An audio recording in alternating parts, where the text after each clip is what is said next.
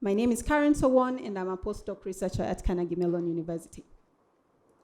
So, to start us off, in the traditional view of usable privacy and security, we typically have a situation where users interact with digital services directly. However, in many digital services that we are interested about, users interact with these digital services but through an intermediary, typically a human agent. For example, in healthcare, we will have users or people who are entering and managing health data. And then in ID systems, for example, we will have human agents who are registering users. In digital financial inclusion, we will have human agents, and their work is not only to facilitate transactions, that is to cash in and to cash out, but they also educate users, register or onboard new users, address transaction issues, and I think I mentioned educate users. So we need to revisit then the idea of usable privacy and security with the reality of this man in the middle. And that's what our study focused on, the study that I am presenting about today in the space of mobile money systems. So we conducted a study that was qualitative in 3 East African countries, that is Kenya, Rwanda, and Tanzania. We spoke to mobile money users who were from the age of 18 to 65 and different other demographics. The question that really we intended to answer is, how do mobile money agents impact user privacy, security, and usability of these mobile money systems? So what we need to present, or what I need to talk about today, is some of the highlights of user experiences that highlight some of the usability, security, and privacy challenges that people experience when interacting with mobile money agents and mobile money systems. And the first that I'd like to highlight is a case of usability challenges. So for example, because of difficulty in revoking transactions, people tend to depend on agents to do this. Take an example of our user, let's call them user 1, who represents many other participants that we spoke to. So user 1 explains to us that when they initiate a transaction, their idea is to complete that transaction and send some money to user 2.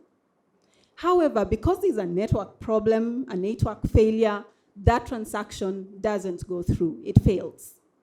So user 2 has to repeat. Here. So user 2 has to repeat the transaction, and then that transaction gets completed. And now, however, later on, the network problem is resolved, and that transaction 1 goes through again. So now we have a problem where there is a duplicate transaction on user 2's end that user 1 who was sending some money needs to resolve. However, because of the complexity of the problem of reversing transaction, that presents frustration. And what the person does is that they then need to go to an agent, and the agent resolves the transaction problem for them.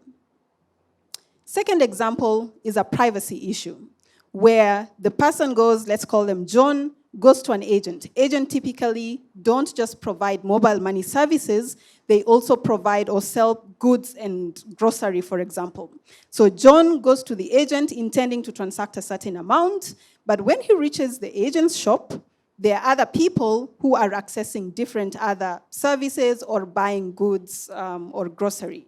And so in the interest of not either saying the little amount that he was going to transact because he's embarrassed, or the huge amount because he feels at risk, this John changes the transaction to either a little amount or a smaller amount, or decides to have to go to another agent so that they are not embarrassed about what they were going to transact.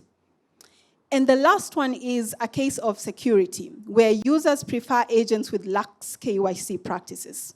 So let's take Mary, for example, one of our users, who explained that when they go to an agent, the agent asks them for their ID, which for some reason they do not have at that point. So that is sad and they decide to look for another agent who doesn't require an ID, and they are able to happily transact. And that is the story of many of our users that May represents, who say that they prefer to go to agents who do not have strict KYC practices so that they're able to transact more often. So the key takeaways then is, as I mentioned, the conventional view of usable privacy and security is that you need to consider users and services, or rather consider as just users and the services that they interact with.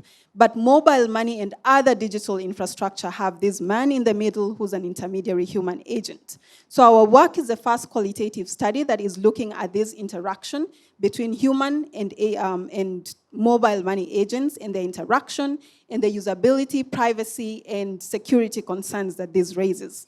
We have very many surprising findings, and our question for us and for all of us in the room is, can we design more usable, secure, and private user-agent interactions in the DPGs that we are going to be designing? Thank you. Thanks, Karen.